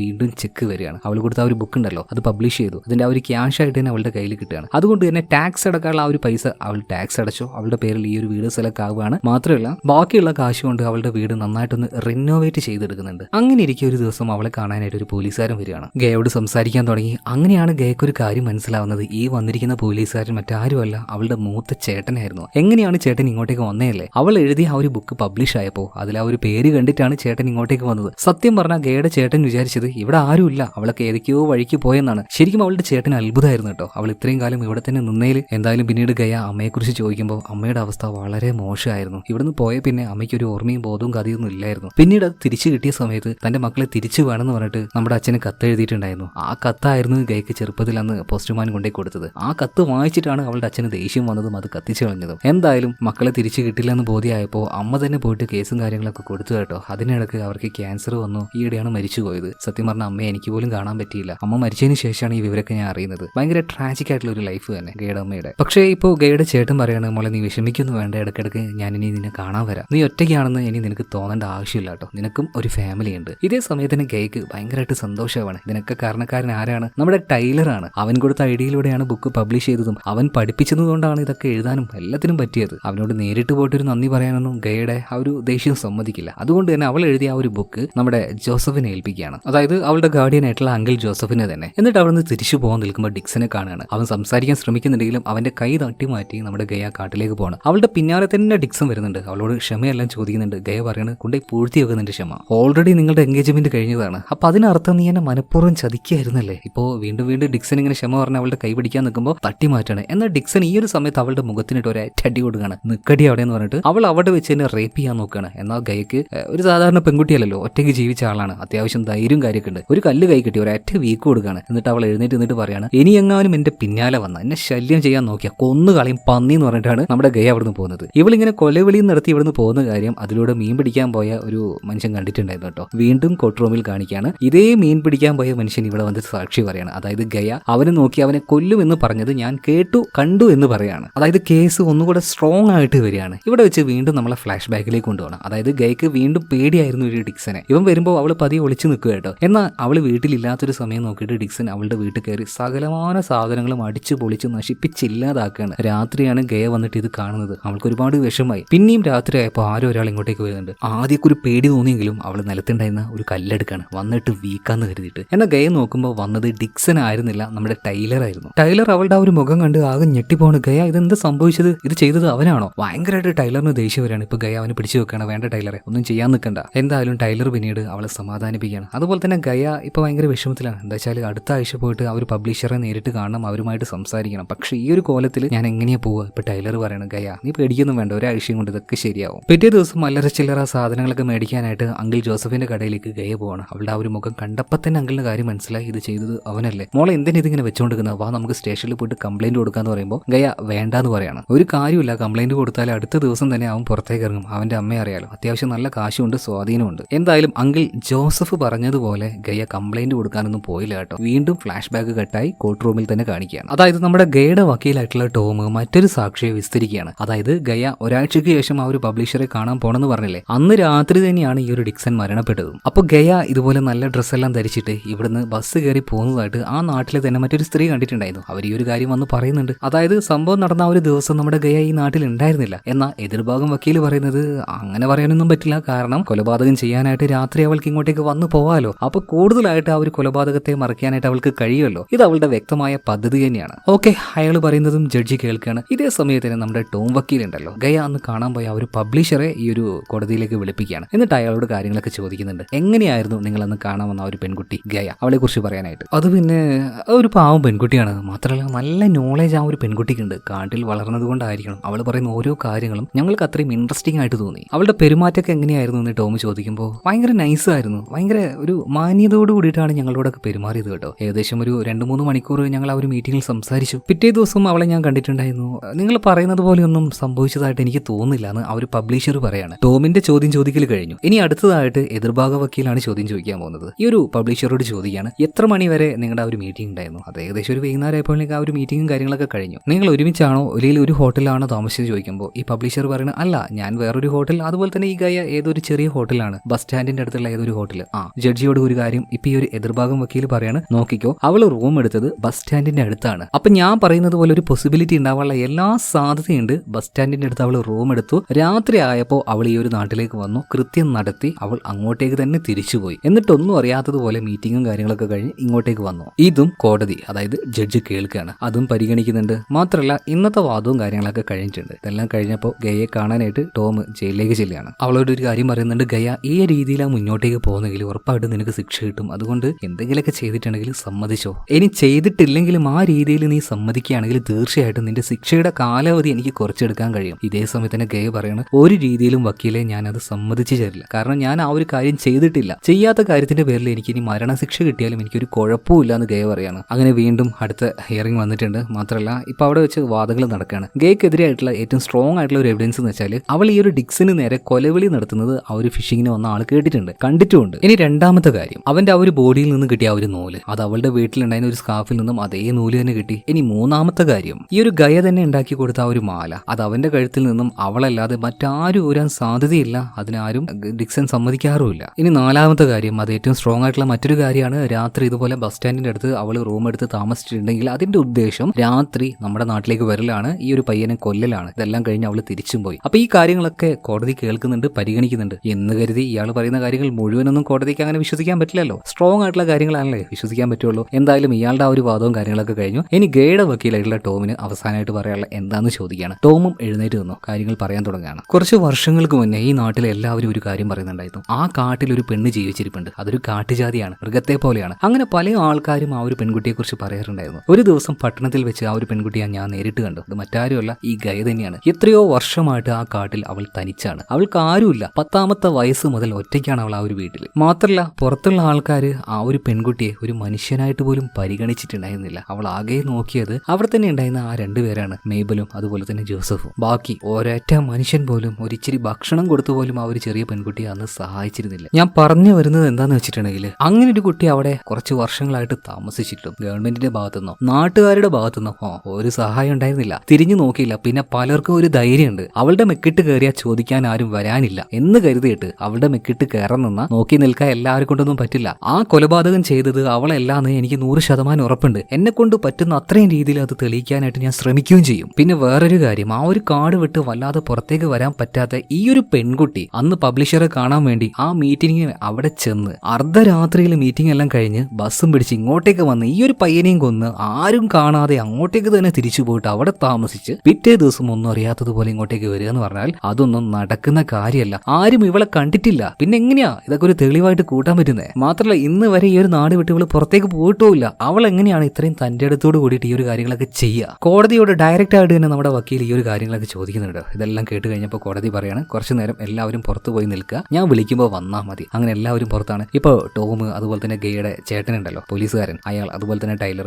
എല്ലാവരും ഒരുമിച്ച് ഇങ്ങനെ സംസാരിക്കുകയാണ്. അപ്പോൾ നമ്മുടെ ഗയയുടെ ചേട്ടനും അതുപോലെ തന്നെ ടൈലറിനും ഒരു ഇച്ചിരി ടെൻഷൻ ഉണ്ട്. അപ്പോൾ വക്കീലെ പറഞ്ഞ് നിങ്ങൾ പേടിക്കൊന്നും വേണ്ട. കുറച്ച് കഴിഞ്ഞപ്പോൾ ജഡ്ജി എല്ലാവരും വിളിപ്പിക്കുകയാണ്. അവസാനത്തെ ആ ഒരു വിധി വന്നു. നിങ്ങൾ എല്ലാവരും പറയുന്നത് പോലെ ഈ ഒരു പെൺകുട്ടിയാണ് ആ ഒരു കൊലപാതകം ചെയ്തത് എന്ന് വക്കീലിനോ പോലീസുകാർക്കോ വ്യക്തമായ രീതിയിൽ തെളിയിക്കാൻ കഴിഞ്ഞിട്ടില്ല. അതുകൊണ്ട് തന്നെ ഗയ നിരപരാധിയാണ്. ഇത് കേട്ടപ്പോൾ ഉണ്ടല്ലോ അവൾക്ക് തന്നെ ശ്വാസം ഒന്ന് മര്യാദക്ക് വിടാൻ പറ്റുകയാണ്. എല്ലാവർക്കും സന്തോഷമായി. പെട്ടെന്ന് തന്നെ അവളുടെ ഗാർഡിയൻ ആയിട്ടുള്ള നമ്മുടെ മെയ്ബലും അതുപോലെ തന്നെ ജോസഫും വന്ന് കെട്ടിപ്പിടിക്കുന്നുണ്ട്. അവളുടെ ചേട്ടനും വന്ന് സംസാരിക്കണം. മാത്രമല്ല ആ ഒരു പബ്ലിഷർ ഇയാൾ വന്നിട്ട് ഗയയോട് ഒരു കാര്യം പറയുന്നുണ്ട്, കാര്യങ്ങളൊക്കെ ഓക്കെ ആയില്ലേ, എല്ലാവരും തിരിച്ചു കിട്ടിയില്ലേ, നീ ഫ്രീ ആയില്ലേ എന്ന് കരുതി ടീമിന്റെ ഇടയിൽ ബുക്കൊന്നും എഴുതാൻ മറക്കണ്ട കേട്ടോ, നിനക്ക് നല്ലൊരു ടാലന്റ് ഉണ്ട്, തീർച്ചയായിട്ടും ഇനിയും നീ ബുക്കുകൾ എഴുതണം, അത് ഞങ്ങളുടെ കമ്പനി തന്നെ പബ്ലിഷ് ചെയ്തോളും. അതായത് നമ്മുടെ ഗയയുടെ ലൈഫ് തന്നെ സെറ്റ് ആയിട്ടുണ്ട്, നല്ലൊരു കരിയറും അവൾക്ക് കിട്ടിയിരിക്കുകയാണ്, ടാലന്റ് ഉണ്ടല്ലോ. നമ്മുടെ വക്കീൽ ടോമിനോടും നന്ദി പറയണം. ഇതെല്ലാം പറഞ്ഞു കഴിഞ്ഞ് ഗയ നേരെ അവളുടെ വീട്ടിലേക്ക് ചെല്ലാണ്. വീട്ടിലേക്ക് എത്തി നോക്കുമ്പോൾ ആ ഒരു ഡിക്സൺ ഉണ്ടല്ലോ, ഇവൻ അടിച്ച് നശിപ്പിച്ച് എന്താ പറയാ ആകെ വൃത്തികേടാക്കി വെച്ച ആ ഒരു വീടെല്ലാം നല്ല രീതിയിൽ മെയിൻറ്റെയിൻ ചെയ്ത് അത് പഴയതുപോലെ തന്നെ ആക്കി വെച്ചിട്ടുണ്ട്. അവിടെ ഒരു ലെറ്റർ ഉണ്ടായിരുന്നു, ഒരു പക്ഷിയുടെ ഒരു തൂവലും ഉണ്ടായിരുന്നു. ചെയ്യുന്നത്. ഇതെല്ലാം പഴയതുപോലെ ആക്കി വെച്ചത് നമ്മുടെ ടൈലറാണ്. അതായത് ടൈലറിന്റെ പ്രണയം എന്ന് പറഞ്ഞാൽ അത് 100% ഗ്യാരണ്ടി ഉള്ള പ്രണയം തന്നെയായിരുന്നു. എന്നാൽ അവന്റെ ഉള്ളിലുണ്ടായിരുന്ന കുറച്ച് ഒരു ആകുലതകൾ, അതുകൊണ്ടാണ് അന്ന് അവൻ ഗയയെ കാണാൻ വരാതിരുന്നത്. എന്തായാലും ഗയക്ക് കുറെ കാര്യങ്ങളൊക്കെ മനസ്സിലായി. അവനോട് വീണ്ടും പ്രണയം തോന്നാൻ തുടങ്ങിയ ടൈലർ ഇങ്ങോട്ടേക്ക് വന്നു. അവനോട് തുറന്ന് സംസാരിക്കുകയാണ്, അവന് ക്ഷമിച്ചു കൊടുക്കുകയാണ് ഗയ. എല്ലാ കാര്യങ്ങളും വ്യക്തമായി മനസ്സിലായതുകൊണ്ട് തന്നെ, അവന്റെ ആത്മാർത്ഥതയും മനസ്സിലായതുകൊണ്ട് തന്നെ ടൈലറുടെ കൂടെ ഗയ നിൽക്കുകയാണ്. അവസാനം അവരുടെ ഒരു വിവാഹം കഴിയുന്നുണ്ട്. മാത്രമല്ല ഗയ വീണ്ടും ഒരുപാട് ബുക്കുകൾ എഴുതി. അവൾക്ക് അത്യാവശ്യം നല്ല രീതിയിലുള്ള വരുമാനം വരാൻ തുടങ്ങി. ആ പുസ്തകങ്ങൾ നമ്മുടെ ആന്റി ഉണ്ടല്ലോ അവരുടെ കടയിലൊക്കെ വെച്ച് വിൽക്കാൻ തുടങ്ങി കേട്ടോ. മാത്രമല്ല അവളുടെ ചേട്ടന്റെ ഫാമിലി, കുഞ്ഞുങ്ങൾ എല്ലാവരും ഇങ്ങോട്ട് ഇടയ്ക്ക് വരാൻ തുടങ്ങി. അതായത് കാട്ടിൽ ഒറ്റപ്പെട്ട് ജീവിച്ചിരുന്ന നമ്മുടെ ഗയയ്ക്ക് ഒരു കുടുംബം തന്നെ, ഒരു പുതിയ ലൈഫ് തന്നെ ഇപ്പൊ ഉണ്ടായിട്ടുണ്ട് കേട്ടോ. കുറച്ച് വർഷങ്ങൾ കഴിഞ്ഞു പോവാണ്. ഒരു അച്ഛനെ പോലെ ഒരു സമയത്ത് അവളെ നോക്കിയിരുന്ന അവളുടെ അങ്കിൾ ജോസഫ്, അദ്ദേഹം ഇപ്പോൾ മരണപ്പെട്ടു പോയിട്ടുണ്ട്. നോർമൽ ആയിട്ടുള്ള ഒരു ലൈഫ് പോലെ തന്നെ, ഒരു സാധാരണക്കാരന്റെ ജീവിതം എങ്ങനെയായിരിക്കും അതേ രീതിയിൽ തന്നെ ഗയയുടെ ലൈഫ് മുന്നോട്ടേക്ക് പോവാണ് കേട്ടോ. അവർ രണ്ടുപേരും, ഗയ ടൈലർ രണ്ടുപേരും പട്ടണത്തിലേക്ക് പോയതൊന്നുമില്ല. ആ കാട്ടിൽ അവളുടെ വീട്ടിൽ തന്നെയാണ് അവർ ജീവിച്ചത്. അങ്ങനെ ഗയക്കും ടൈലറിനും പ്രായമായിട്ടുണ്ട്. ഗയ എന്തോ മീൻ പിടിക്കാനായിട്ട് എന്തോ തോട്ടിലേക്ക് പോയ സമയത്ത് പ്രായമായിട്ടുള്ള ഗയാണ് കേട്ടോ അവളുടെ അമ്മയുടെ ആ ഒരു രൂപത്തെ ഒരു ഇലൂഷൻ പോലെ കാണുകയാണ്. അവളുടെ അടുത്തേക്ക് അവളുടെ അമ്മ ഇങ്ങനെ നടന്നു വരുന്നുണ്ട്. അവളെ വിളിക്കാണ്, മോളെ ഗയ എന്നെല്ലാം പറഞ്ഞ്. കുറച്ച് കഴിഞ്ഞിട്ട് ഗയയെ കാണാത്തത് കൊണ്ട് തോണിയുടെ അടുത്തേക്ക് ടൈലർ വന്നു നോക്കുമ്പോൾ ആ ഒരു തോണിയിൽ മരിച്ചു കിടക്കുന്ന ഗയയെ കാണുകയാണ്. പ്രായമായിട്ട് നോർമലായിട്ട് തന്നെയാണ് ഗയ മരണപ്പെട്ടത്. പക്ഷേ ഒരു ജീവിതം മുഴുവൻ ഒരുമിച്ച് ജീവിച്ച ടൈലർ ഇപ്പൊ ഒറ്റയ്ക്കായിരിക്കാണ് കേട്ടോ. എന്നാലും കുഴപ്പമില്ല, സന്തോഷമായിട്ട് ഉള്ള കാലം അവളുടെ കൂടെ നല്ല രീതിയിൽ ജീവിക്കാൻ കഴിഞ്ഞല്ലോ. ചടങ്ങും കാര്യങ്ങളൊക്കെ കഴിയാണ്. കുറച്ച് ദിവസങ്ങൾ കടന്നുപോയി. ഇതിന്റെ അടുക്ക് ടൈലറിന് ഗയ എഴുതി വെച്ച അല്ലെങ്കിൽ വരച്ച ഒരു പഴയ പുസ്തകം കിട്ടുകയാണ്. ചുമ്മാ നമ്മുടെ ടൈലർ അതിങ്ങനെ മറിച്ച് നോക്കുന്ന സമയത്ത് ആ പുസ്തകത്തിൽ അവളുടെ പഴയ കാമുകനുണ്ടല്ലോ, അതായത് ടൈലർ പോയതിനു ശേഷം അവളുമായിട്ട് റിലേഷനിലുണ്ടായിരുന്ന മരിച്ചുപോയ ആ ഒരു ഡിക്സൺ, അവന്റെ ചിത്രവും കാര്യങ്ങളും ആ ഒരു നോട്ട് ബുക്കിൽ വരച്ചു വെച്ചിട്ടുണ്ട്. നല്ല മനോഹരമായിരുന്നു ആ ഒരു ചിത്രമൊക്കെ. മാത്രമല്ല അടുത്ത പേജ് മറിച്ച സമയത്ത് ടൈലർ ഞെട്ടിപ്പോവാണ് ഒരു കാര്യം കണ്ടിട്ട്. കാരണം ആ ഒരു പുസ്തകത്തിന്റെ ഉള്ളിൽ ഒരു കല്ലി പോലെ കീറി ഓട്ടയുണ്ടാക്കിയിട്ട് അതിൽ ഒരു മാലയും അതിന്റെ ആ ഒരു ലോക്കറ്റും ഉണ്ടായിരുന്നു. ഇതെന്താന്ന് മനസ്സിലായോ? അതായത് ഗയ ഈ ഡിക്സന് വേണ്ടി സമ്മാനം കൊടുത്ത അതേ മാല തന്നെയാണ്. ഇതിന്റെ അർത്ഥം എന്താണ്? ഡിക്സനെ അന്ന് ആ ടവറിന്റെ മുകളിൽ നിന്നും തള്ളിയിട്ട് കൊന്നത് മറ്റാരുമല്ല, നമ്മുടെ ഗയ തന്നെയാണ്. ആ രഹസ്യം ഇത്രയും വർഷങ്ങളായിട്ട് അവൾ ഉള്ളിൽ തന്നെ കൊണ്ടു നടക്കായിരുന്നു. കാരണം ആ രീതിയിൽ അവൾ ചതിച്ച ആളാണ്, ഉപദ്രവിച്ച ആളാണ്, അവൾ പക വീട്ടി. എന്തായാലും ഈ ഒരു രഹസ്യം ഇത്രയും കാലത്തിന് ശേഷം ടൈലർ ഇപ്പോഴാണ് അറിയുന്നത്. എന്നാൽ ഈ രഹസ്യം മറ്റാരും അറിയാതിരിക്കാനായിട്ട് ടൈലർ ആ ഒരു മാല എന്ത് ചെയ്തു, ആ ഒരു തോട്ടിലേക്ക് തന്നെ വലിച്ചെറിഞ്ഞ് കളിയാണ്. അതായത് ആ ഒരു രഹസ്യം അതോടെ അവിടെ തീരുകയാണ്. എന്നാൽ എങ്ങനെയാണ് ഗയ അവനെ കൊന്നത് എന്നൊന്നും ഡയറക്ടർ നമ്മളെ ഈ ഒരു സിനിമയിലൂടെ കാണിച്ചിരുന്നില്ല. പക്ഷെ പല ഹിന്റുകളും നമുക്ക് തന്നിട്ടുണ്ട്. അതായത് നമ്മുടെ ഗയയുടെ ഒരു ശീലത്തിനെ കുറിച്ച് പല ഭാഗത്തായിട്ട് നമ്മൾ കണ്ടിട്ടുണ്ട്. അതായത് ഇങ്ങനെ നടന്നു പോകുന്ന സമയത്ത് ഈ നടന്നു പോകുന്ന ആ ഒരു കാൽപ്പാടുകളും കാര്യങ്ങളൊക്കെ മായ്ച്ചു കളയുന്നത് അവളുടെ ഒരു ശീലമായിരുന്നു. മാത്രമല്ല ആ ഒരു ടവറിന്റെ മുകളിലേക്ക് അന്ന് ഗയ ആദ്യമായിട്ട് കൊണ്ടുപോയത് ഡിക്സൺ ആണ്. ആ കയറിയ സമയത്ത് തന്നെ അവിടെ ഉണ്ടായിരുന്ന ഒരു ലെയർ അത് മിസ്സിംഗ് ആണ്, അത് ഇളകി കിടക്കുകയാണെന്ന് അന്ന് തന്നെ ഗയ കണ്ടിട്ടുണ്ടായിരുന്നു. മാത്രമല്ല ഡിക്സന്റെ ബോഡിയിൽ നിന്നും കിട്ടിയ ആ ഒരു നൂല് അവളുടെ സ്കാർഫിന്റെ ആ ഒരു നൂല് തന്നെയായിരുന്നു. കാരണം അന്ന് രാത്രി ബസ് സ്റ്റാൻഡിൽ നിന്നും ബസ് പിടിച്ച് ഇങ്ങോട്ടേക്ക് വന്ന് ഈ ഒരു പണിയും തീർത്ത് അവൾ തന്നെയാണ് തിരിച്ചു പോയത്. അന്ന് രാത്രി ആയതുകൊണ്ട് തന്നെ അന്ന് രാത്രി അവൾ അത് ഇട്ടിട്ടുണ്ടാവണം. അതുകൊണ്ടായിരിക്കും അതിൽ ആ ഒരു നൂല് അവന്റെ ദേഹത്തായതും. അത് നമ്മുടെ സങ്കല്പത്തിന് വേണ്ടിയിട്ട് ഇതിന്റെ ആ ഒരു ഡയറക്ടർ വിട്ടു തന്നിരിക്കുകയാണ്. അത് പല രീതിയിലും പല ആളുകൾക്കും ഇനി ചിന്തിച്ചെടുക്കാം കേട്ടോ. പക്ഷെ ഒരു കാര്യം 100% ആയിട്ട് ഇതിന്റെ ഡയറക്ടർ നമ്മളോട് പറഞ്ഞിട്ടുണ്ട്. അതായത് ഡിക്സനെ കൊന്നത് അത് ഗയ തന്നെയാണ്. അവൾ അന്ന് നടപ്പിലാക്കിയത് ഒരു കാവ്യനീതിയാണ്. അത് അവന് വേണ്ടത് തന്നെയാണ്. കാരണം അത്രയും മത്താണിയില്ലാത്ത ഒറ്റപ്പെട്ട് ജീവിക്കുന്ന ഒരു പെൺകുട്ടിയുടെ ലൈഫിലേക്ക് വന്നു. അവൾക്ക് ഒരുപാട് പ്രതീക്ഷകൾ കൊടുത്തു, അവളെ ചതിച്ചു. എന്നാൽ അതോടെ അവൻ നിർത്തിയോ? അവളെ ക്രൂരമായിട്ട് ഉപദ്രവിച്ച് അവളെ റേപ്പ് ചെയ്യാൻ വരെ നോക്കി. ഒരു രൂപ പോലും ആരും കൊടുത്ത് സഹായിക്കാനില്ലാത്ത ആ ഒരു പെൺകുട്ടി എങ്ങനെയൊക്കെയോ സമ്പാദിച്ചുണ്ടാക്കി അവളുടെ വസ്തുക്കൾ, ആ ഒരു വീട്, ഇതെല്ലാം അവൻ നശിപ്പിച്ചു കളഞ്ഞു. ഇത്രയെല്ലാം അവളോട് ചെയ്ത ഈ ഡിക്സനോട് ഗയയ്ക്ക് പക തോന്നാതിരിക്കോ? ചെറുപ്പം മുതലെയുള്ള പല ഫ്രസ്ട്രേഷനും അവൾ അന്ന് രാത്രി തീർത്തിട്ടുണ്ടാവും. അവൾ ചെയ്തതിൽ ഒരു തെറ്റും ഞാൻ വിചാരിക്കുന്നില്ല. എന്താണ് നിങ്ങളുടെ അഭിപ്രായം? കമന്റ് ബോക്സിലൂടെ പറയാം. തീർച്ചയായിട്ടും ഇതിനേക്കാൾ മികച്ച മറ്റൊരു നല്ല കഥയുമായിട്ട് വീണ്ടും ഞാൻ വരുന്നതാണ്. കഥ ഇഷ്ടമായ നിങ്ങൾ എന്ത് ചെയ്യണം? നമ്മുടെ വീഡിയോ ലൈക്ക് ചെയ്യണം, ചാനൽ സബ്സ്ക്രൈബ് ചെയ്യണം, നമ്മുടെ ചാനൽ കൂട്ടുകാർക്ക് ഷെയർ ചെയ്ത് കൊടുക്കണം, കമന്റ് ബോക്സിലൂടെ അഭിപ്രായം അറിയിക്കണം. അപ്പൊ നമുക്ക് അടുത്ത വീഡിയോയിൽ വീണ്ടും കാണാം. Okay, by.